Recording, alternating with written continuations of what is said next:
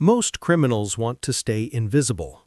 Pablo Escobar wanted to be elected to Congress. That difference would make him the richest criminal in history and sign his death warrant. January 1982, Colombian Congress Building.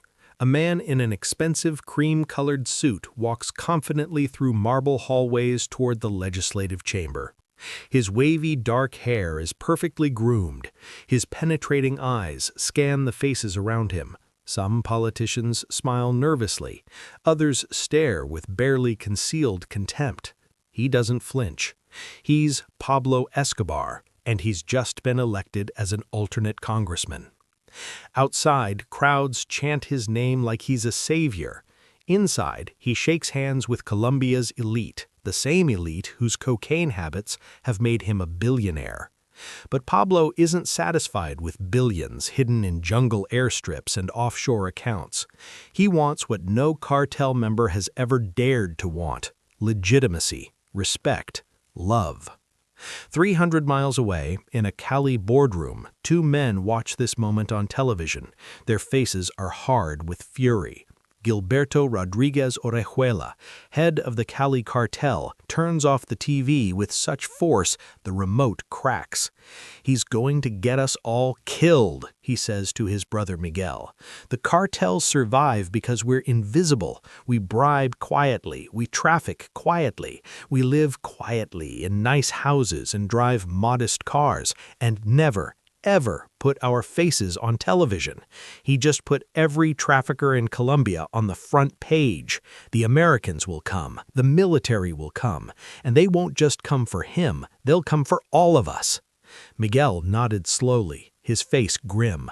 "He's not playing by the rules anymore." "He never did," Galeto replied. "But this is suicide, and he's inviting us to die with him." That night at Hacienda Nápoles, Pablo's sprawling estate complete with a private zoo featuring hippos, elephants, and exotic birds, Gustavo Gaviria found his cousin leaning against the fence, watching a hippo wallow in an artificial lake. Gustavo had been with Pablo since the beginning, when they were just kids stealing cars in Medellin. Now they stood in a paradise built on cocaine, and Gustavo felt it crumbling beneath them. "The others are furious," Gustavo said carefully. "The Cali people, the Ochoas, even some of our own. They're saying you're breaking the system, that you're putting targets on all our backs." Pablo didn't flinch. He kept watching the hippo, a slight smile playing at the corners of his mouth. When he finally spoke, his voice was cold and certain. "The system is for small men. I am not small." Across Colombia, in a government office in Bogotá, Justice Minister Rodrigo Lara Bonilla watched a recording of Pablo's swearing-in ceremony. His hands trembled, not with fear, but with rage. He picked up his phone and dialed his chief investigator. "Find me everything on Pablo Escobar," Lara said, his voice sharp as broken glass. "I don't care how long it takes or who we have to lean on. I'm going to destroy him." August 1983. The same congressional chamber that had welcomed Pablo 18 months earlier now became his execution ground. Justice Minister Rodrigo Lara Bonilla stood at the podium, television cameras capturing every moment, a thick folder of documents in his hands. His voice was steady, prosecutorial, designed to cut through political theater and draw blood. "This man," Lara Bonilla said, gesturing toward where Pablo sat rigid in his seat, "is not a congressman. He is a common criminal." He held up a police report, yellowed with age but still damning. Arrested in 1976 for possession of 39 pounds of cocaine, connected to laboratories in the jungle that processed tons of coca paste monthly. Suspected in the murders of rivals, informants, and anyone who stands in his way. Pablo sat motionless, his cream suit now feeling like a costume, a mockery.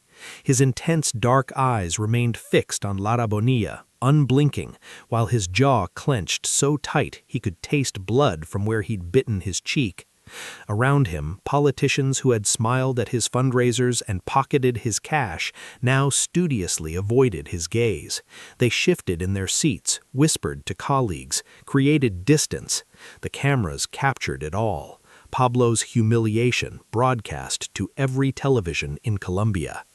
The folder kept coming, more documents, more evidence, more truth spoken in a place built on lies. Within 3 weeks, Pablo Escobar was expelled from Congress. The vote wasn't even close. The political legitimacy he'd craved, the respect he'd bought, the dream of being a leader instead of a criminal, all of it died in that chamber, replayed endlessly on evening news broadcasts. In Medellin slums, people still loved him, but in the halls of power, he was radioactive. That night at Hacienda Nápoles, Gustavo found Pablo pacing in his office like a caged animal. The wavy hair was disheveled, the expensive suit jacket discarded. The calculating look in Pablo's eyes had transformed into something harder, sharper, more dangerous. "Take the loss," Gustavo said, trying to keep his voice level. "Go back to business. Cartels survive by letting corrupt politicians control them," Pablo interrupted, wheeling on his cousin. His voice was cold, precise. "They survive by accepting humiliation, by bowing and scraping to men who have less vision and less courage. I will not. I will show Colombia what happens when you try to destroy Pablo Escobar." He walked to his desk and picked up the phone. Gustavo watched, knowing he should leave but unable to move. Pablo dialed a number from memory, his movements deliberate. "I want Lara Bonilla dead," Pablo said into the receiver, his tone as casual as ordering dinner.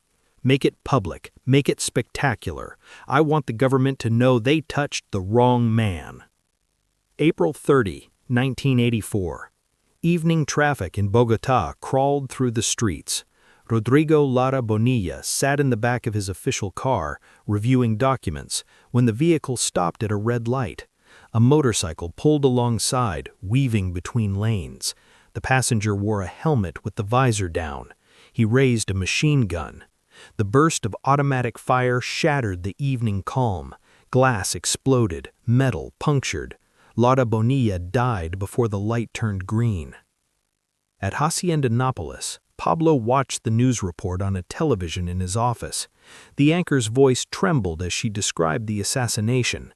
The camera showed the bullet-riddled car, the pool of blood on leather seats, the chaos of police and ambulances. Pablo's expression was unreadable, neither satisfaction nor remorse, just cold calculation. He reached for the remote and turned off the television. In the sudden silence, he spoke to no one in particular, his voice barely above a whisper. "Now," Pablo Escobar said, "the war begins." The response came swiftly and devastatingly. Colombian President Belisario Betancourt, facing enormous pressure from Washington and the DEA, signed the extradition treaty that Pablo feared most. Drug traffickers could now be sent to American prisons, concrete tombs where Pablo's money and influence meant nothing. Within days, military helicopters descended on jungle laboratories. Flames consumed processing plants worth millions. Cocaine paste burned in massive pyres visible for miles. The Colombian government had declared war on the cartels. In a private villa outside Medellin, Colombia, major traffickers gathered for an emergency meeting. The Ochoa brothers, Jorge Luis and his siblings, looked pale, terrified. They'd built their empire on discretion, on bribes and backroom deals. This visibility, this heat, was their nightmare made real. Gilberto Rodriguez Orejuela stood at the head of the table, his face flushed with rage. "You killed a minister on camera!" he hissed at Pablo, who sat calmly in casual clothes, jeans and a polo shirt, but radiated an authority that filled the room. "Now they're coming for all of us. The Americans are here. Our businesses are burning. Our roots are compromised. Everything we built." "Then we show them the cost of war," Pablo interrupted, leaning forward. His dark eyes swept across the faces around the table. "They think fear works one direction. They're wrong." The other traffickers wanted negotiation, wanted to bribe their way back to invisibility. Pablo wanted blood. Within weeks, his strategy became horrifically clear. Government buildings exploded in coordinated bombings. Judges who refused bribes were gunned down outside their homes. Pablo offered bounties, $1,000 for every dead police officer. Cops started dying daily. Politicians' children were kidnapped. The message was simple: hurt Pablo and Colombia bleeds. The Cali Cartel watched in horror and immediately pivoted. They sent quiet emissaries to government officials, offering cooperation, intelligence, peace. They wanted to prove that not all cartels were like Pablo, that some could still operate within the old rules. But Pablo couldn't retreat. He'd told Medellin's poor that he was their protector against corrupt politicians. To back down would destroy the Robin Hood myth he'd carefully cultivated. On a Saturday afternoon, Pablo appeared at a child's birthday party in one of Medellin's poorest barrios. Television cameras captured him handing out $100 bills to mothers, blessing children, promising to build a new community center. The crowds chanted his name. He smiled, humble and generous, a man of the people. That same night, in a warehouse on the city's outskirts, Pablo stood before a map of Bogotá marked with red circles. His voice was calm, almost conversational, as he pointed to the DAS headquarters, Colombia's intelligence agency. Car bomb here, during business hours. Kill 70 people? That's fine. They need to feel pain. They need to understand what it costs to hunt me. The bomb detonated 3 weeks later. The explosion created a crater. 70 people didn't die. 52 did. Over 1,000 were wounded. Colombia had never seen such brazen terrorism. But Pablo wasn't finished. November 6, 1985. News anchors interrupted regular programming with breaking reports. The guerrilla group M19, allegedly funded by Pablo Escobar, had stormed Colombia's Supreme Court building. They held judges hostage, demanding the government abandon extradition treaties. The standoff lasted 27 hours. When military forces finally retook the building, it was engulfed in flames. 12 Supreme Court justices were dead. The country's highest court had been attacked, burned, destroyed. In Cali, Miguel Rodriguez watched the footage of smoke pouring from the Supreme Court. His hands trembled as he turned to his brother. "He's not a trafficker anymore," Miguel whispered. "He's a terrorist. He's destroyed everything. The system can't contain him. Nothing can." But Miguel was wrong. Something could contain Pablo Escobar. Something was already forming in the shadows, a coalition of enemies more powerful than any one man, no matter how rich, how feared, or how loved.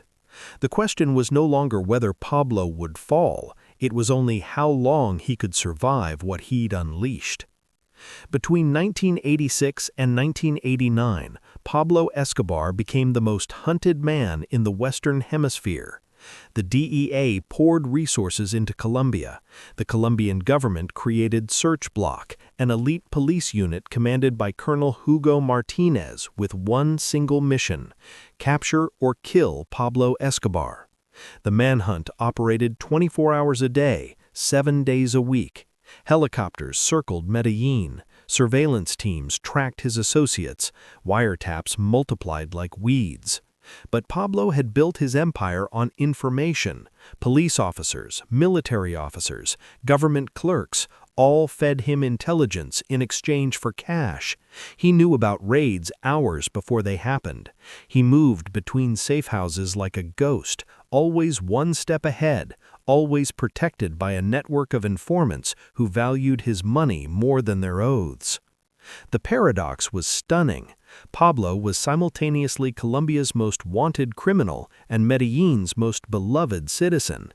In the city's poorest neighborhoods, he moved freely, surrounded by people who would die before betraying him. He didn't just buy their loyalty, he earned it. He built entire communities from scratch, christened Barrio Pablo Escobar, with hundreds of free homes for families who'd lived in cardboard shacks. While the government hunted him, he handed out hope.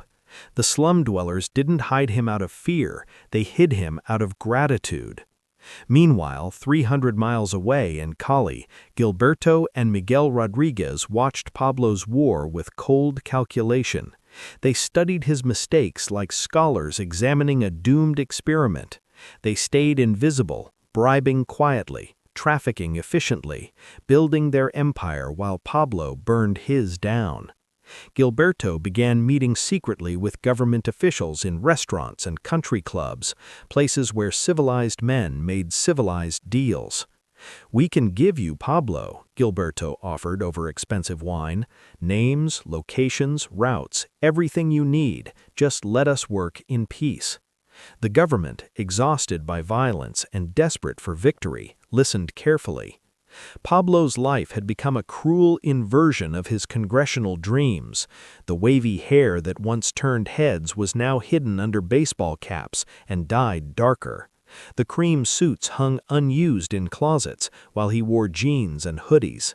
He couldn't attend his children's school events. He couldn't visit his mother's house without risking everyone inside. The man who craved visibility was now trapped in shadows, but unlike other criminals who chose invisibility, his had been forced upon him. It ate at him daily. November 27, 1989 changed everything. Avianca Flight 203 climbed through clear skies over Bogotá when the bomb detonated. The explosion tore the aircraft apart. 107 people died, their bodies scattered across miles of countryside. Pablo's sicarios had planted the bomb targeting presidential candidate Cesar Gaviria, who wasn't even on the flight. The dead were secretaries, businessmen, students, families, innocent people with no connection to the drug war. Colombia's elite, who had tolerated Pablo when he killed politicians and cops, people who played the game, turned on him completely. He was no longer a criminal they could coexist with. He was a monster, an existential threat to Colombia itself. 3 weeks later, another massive car bomb detonated outside DAS headquarters in Bogotá. The explosion created a crater deep enough to swallow cars. 52 dead, over 1,000 wounded. Buildings collapsed for blocks. In a Medellin safe house, Pablo watched the news coverage, his dark eyes scanning the screen with that calculating intensity. Then the camera cut to street interviews in Medellin, his city, his people. A woman with tears streaming from her face spoke directly to the camera. "Enough! Please, Pablo, enough! We love you, but this has to stop. Our children can't live like this."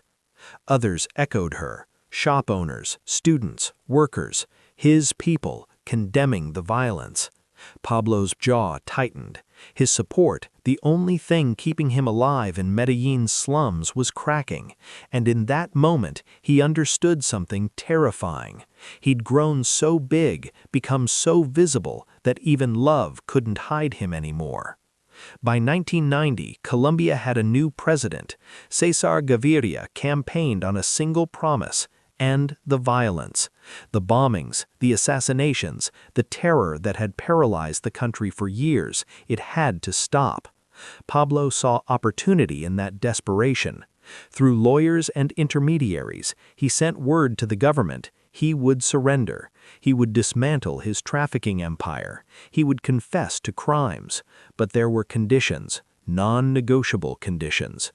No extradition to the United States, ever.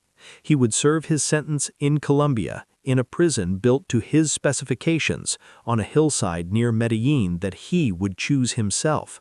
His own men would guard it, not the Colombian military. And the sentence? Maximum 5 years.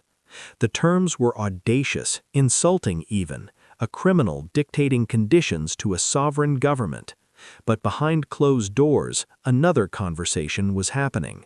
The Cali Cartel had been lobbying government officials for months, pushing them towards acceptance. Gilberto Rodriguez met with ministers, generals, even members of Gaviria's inner circle. His message was consistent: neutralize Pablo, but don't martyr him. If Pablo surrendered peacefully, the violence would stop. The Cali Cartel promised they would stay invisible, traffic quietly, cause no problems. They were offering a trade, Pablo's head, for their freedom to work. "We're not like him," Gilberto told one minister over expensive cognac. "We understand the rules. We always have." The government was exhausted.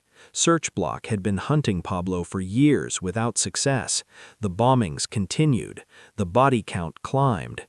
Colombia was an ungovernable state, a failed state in everything but name. The calculation was brutal but simple. Better Pablo in a controlled environment, even a luxurious one, than waging war from the shadows. June 19, 1991, the impossible became reality. Pablo Escobar, dressed in a clean, cream-colored shirt, the same color as that congressional suit from a lifetime ago, his wavy hair neatly combed, walked calmly into La Catedral prison. Except it wasn't really a prison. It was a luxury compound with a soccer field, a bar, a waterfall, a jacuzzi. His cell was a bedroom suite with better furniture than most Colombian homes. Television cameras captured his arrival. He smiled for them, waved, looked almost presidential. In Cali, Gilberto and Miguel Rodriguez watched the coverage with mixed emotions. "He negotiated like a head of state," Gilberto said quietly to Miguel, "not like a trafficker asking for mercy, like a head of state negotiating terms with another sovereign power." He shook his head. "He proved what we always feared. He stopped being a cartel member years ago. He became something else, something the system wasn't designed to process." Colombia breathed a collective sigh of relief. The violence stopped almost immediately. The bombings that had terrorized cities ceased completely. Politicians worked without armed escorts. The country felt almost normal. But the illusion of control was paper-thin. Inside La Catedral, Pablo ran his empire exactly as he had before. He had phones, fax machines, radio equipment. Associates came and went freely. Prostitutes arrived for parties. Liquor flowed. Drugs were consumed openly. When rivals or associates who'd allegedly stolen from him needed to be dealt with, they were invited to La Catedral for negotiations. They never left. Bodies were buried on the prison grounds or burned in oil drums. The Colombian government knew. They had to know. Intelligence reports detailed the continuing cocaine shipments, the visitors, the parties, but they allowed it because the violence stopped. Colombia's murder rate plummeted. The bombings that had terrorized cities ceased completely. Politicians worked without armed convoys. The country exhaled. It was an uncomfortable peace built on an obvious lie, but the lie was infinitely preferable to war. While Pablo played soccer behind prison walls, the Cali Cartel moved with ruthless efficiency. They absorbed his distribution routes like a flood consuming dry land. They contacted his clients, offering better prices and more reliable service. They corrupted officials Pablo once controlled, outbidding him with money and promises of invisibility. The Rodriguez brothers were proving a crucial point. The cartel system worked beautifully when people followed the rules: quiet, invisible, professional. Then Pablo made his fatal error. July 1992. The Galliano brothers, former partners who'd allegedly been skimming money, arrived at La Catedral for what they believed would be a negotiation. They never left. Pablo had them brought to a room in the prison basement. What happened there was torture, interrogation, execution. Their bodies were disposed of on prison grounds. The news leaked within days. International pressure mounted.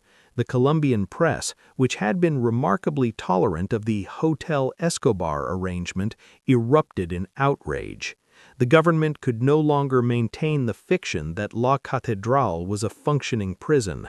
A decision was made: Transfer Pablo to a real military facility immediately. July 22, 1992. Military trucks rumbled up the hillside toward La Catedral. Soldiers in full tactical gear prepared to extract Pablo Escobar and move him to a maximum security prison where he couldn't kill people between breakfast and lunch. But Pablo's informants had warned him hours earlier.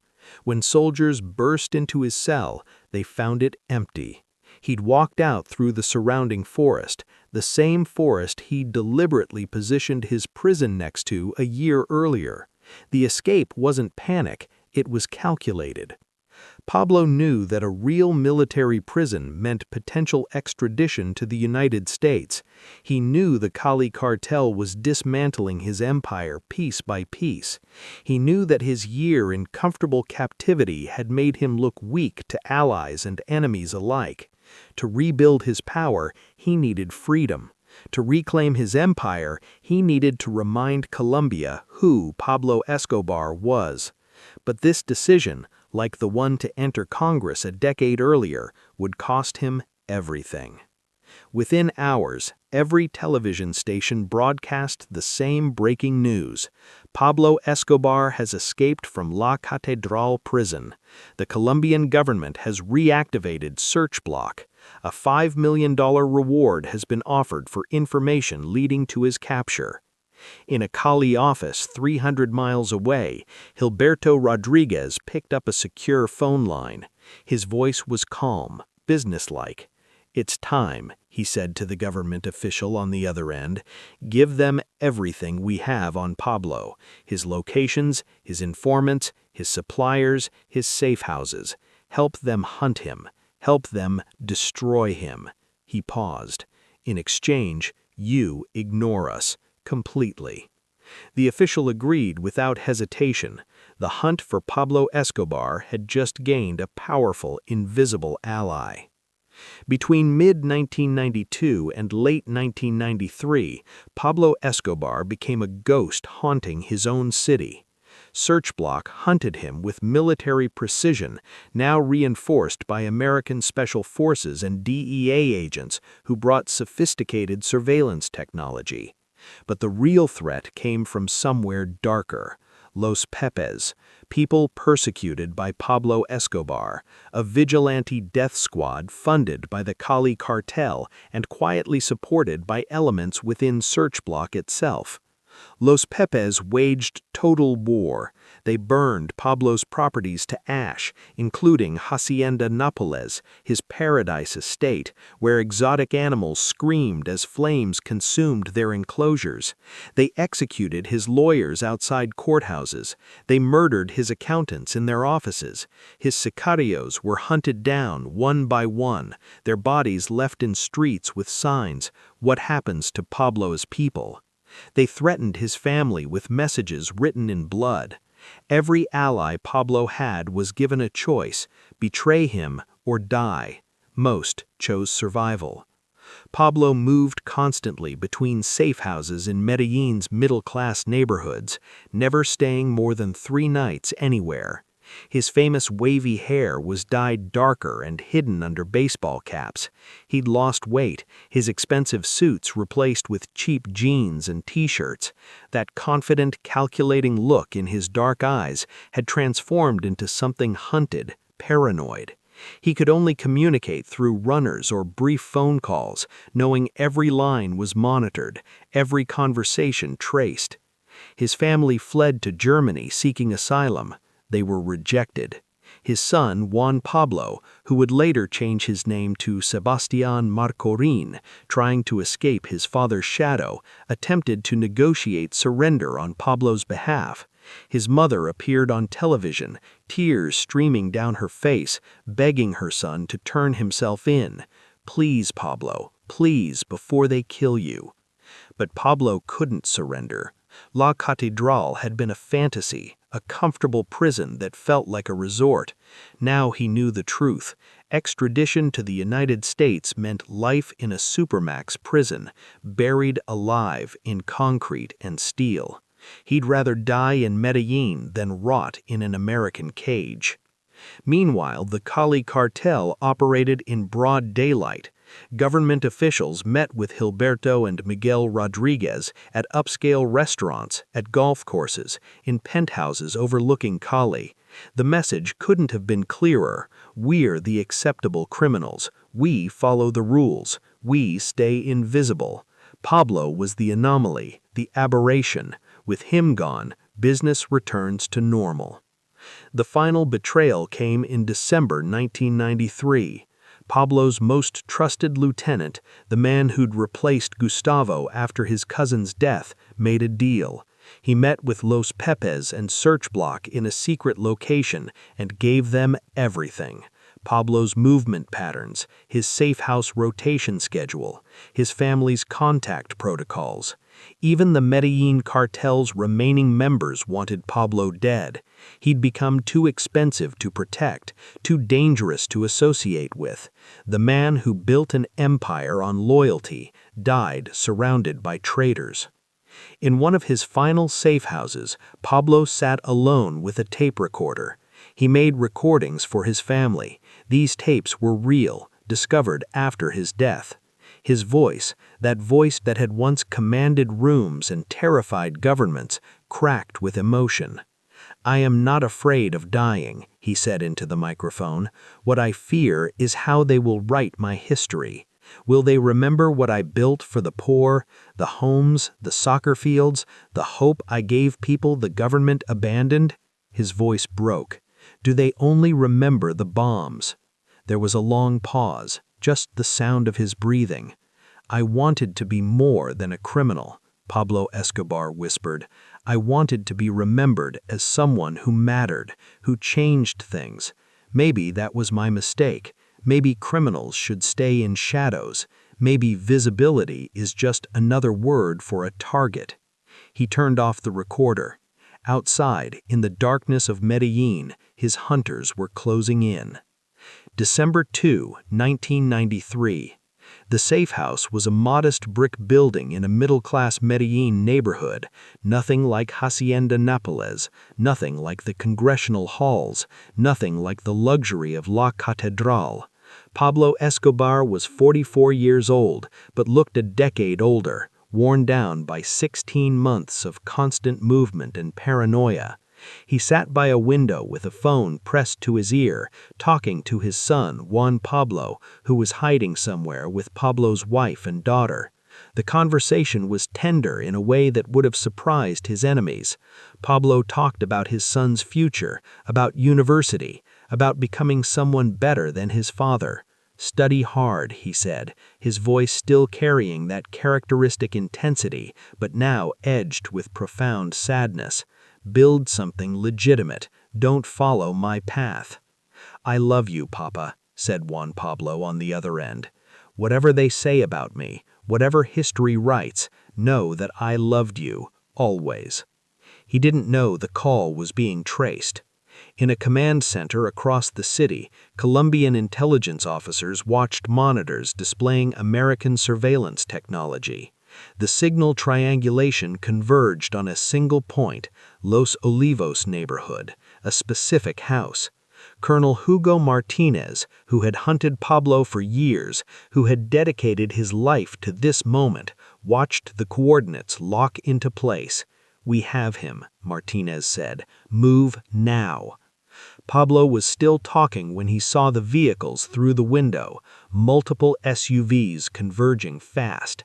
His survival instinct, honed by decades of evading death, fired like electricity through his nervous system. "I have to go," he told his son. Cutting him off mid-sentence, he dropped the phone and grabbed the pistol that was never far from his reach. The front door was already being breached. His only escape was up and out. He moved toward the window, climbing through onto the red-tiled roof. He was barefoot. He wore jeans and a casual shirt, so different from those cream-colored congressional suits, from the pristine shirts he'd worn walking into La Catedral. He was heavier than in his prime, slower. Below, search block officers poured into the building. Around the perimeter, more officers took positions, weapons raised. Pablo ran across the slick tiles, his bare feet struggling for purchase. He fired shots behind him, wild, desperate shots from a man who'd once commanded armies. Return fire came immediately, precise and overwhelming. The first bullet hit his leg. He stumbled but kept moving. The second hit his back, spinning him sideways. He lost his footing on the wet tiles. More shots. He fell, his body rolling down the roof's pitch, sliding toward the edge. He came to rest against a low wall, his pistol clattering away across the tiles. Pablo Escobar, the man who'd wanted to be a congressman, who'd built soccer fields and housing projects for the poor, who'd tried to be both kingpin and hero, criminal and savior, died on a rooftop in an ordinary neighborhood. His body lay in everyday clothes, nothing special, nothing memorable. His dark eyes, those calculating, intense eyes that had once commanded congressional chambers and terrified governments, stared blankly at the afternoon sky. Search block officers climbed onto the roof. They posed with the body for photographs. Camera flashes captured the scene from every angle. Pablo's lifeless form, his distinctive facial features, the blood pooling on the tiles. The images would become iconic, published in newspapers worldwide. This was the final proof that even Pablo Escobar, who had outgrown the entire cartel system, who had become too big for the criminal infrastructure designed to contain him, couldn't outgrow death.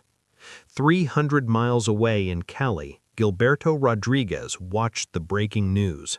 The television showed the rooftop, the body, the celebrating officers. He sat in silence for a long moment, then spoke to his brother Miguel. "He wanted to be visible," Gilberto said quietly. "That's what killed him. The moment he walked into that congressional chamber, he signed his death warrant. It just took 11 years to execute." He turned off the television. "Invisibility is survival," Gilberto continued. "Pablo forgot that. We won't." Colombia erupted in celebration. Medellin's murder rate dropped instantly, as if someone had flipped a switch. The government claimed total victory in the war on drugs. The DEA held press conferences declaring success. Politicians who'd cowered in bunkers for years walked freely in daylight. But everyone knew the truth that nobody wanted to say out loud. Cocaine trafficking didn't stop just because one man died. Within months, the Rodriguez-Orejuela brothers controlled 80% of the world's cocaine supply. They operated exactly as the cartel system intended: invisible, efficient, corrupting quietly through carefully placed bribes and legitimate business fronts. They didn't build soccer fields with their names on plaques. They didn't run for Congress. They didn't give interviews or wave to crowds. They simply shipped product and counted money. The Colombian government, exhausted from fighting Pablo, largely left them alone. The arrangement was unspoken but understood. Stay invisible and we'll coexist. In Medellin's poorest neighborhoods, something unexpected happened. Murals of Pablo appeared on walls. San Pablo graffiti spread across the slums like urban scripture. The Robin Hood legend metastasized. People remembered the homes he built, the cash he distributed, the government corruption he exposed. They conveniently forgot the thousands he killed, the children orphaned by his bombs, the terror that had paralyzed their city. His son, Juan Pablo, changed his name to Sebastian Marroquin and became an architect. He wrote books condemning his father's violence, gave interviews apologizing for sins that weren't his own. He spent his life trying to preserve the memory of Pablo Escobar as a human being, flawed, complex, not just the monster history wanted him to be. Hacienda Nápoles, Pablo's paradise estate, became a theme park. Tourists from around the world took selfies in front of the burned mansion ruins. The hippos he'd imported multiplied and became an ecological crisis, disrupting Colombia's ecosystems. Even in death, Pablo's grandiosity caused problems. Modern-day Medellin tells two stories simultaneously. Interview residents and you'll hear contradictions that can't be reconciled. Some call him a monster who terrorized Colombia, who killed indiscriminately, who valued his ego more than human life. Others call him a folk hero who challenged corrupt elites, who gave the poor what the government never would. Both are right, both are wrong. Pablo Escobar was neither and both, a man who outgrew simple categories. But here's the fundamental truth. Pablo Escobar outgrew the cartel system because he wanted what criminals can never have, to be loved publicly. The cartels survive by being invisible. The moment Pablo stepped into that congressional chamber in 1982, wearing that cream-colored suit with crowds chanting his name, he signed his death warrant. He just didn't know it would take 11 years to execute.